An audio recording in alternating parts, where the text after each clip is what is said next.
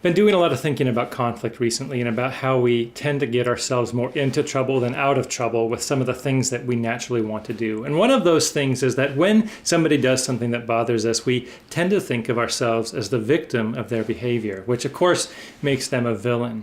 And our tendency then, because we feel like we're a victim, is to feel like we're powerless, like we can't do anything on our own. And so then we go and look for somebody to help us, essentially to be the hero in our little story here. I don't really think that's very helpful. And I wonder what would happen is if we started, when somebody does something that bothers us, by thinking of ourselves not as a victim, but as an actor, as somebody who has choices to make and can take a step that might help us. And what if we didn't think of the other person as a villain, but as somebody who probably had good intentions that went awry somewhere else? And what if we didn't go to somebody else looking for them to be a hero for us or a helper, but instead perhaps a coach to help us think about taking our next step? Let's get out of these conflict triangles and try something else. If you have a question or topic you'd like us to consider, please let us know.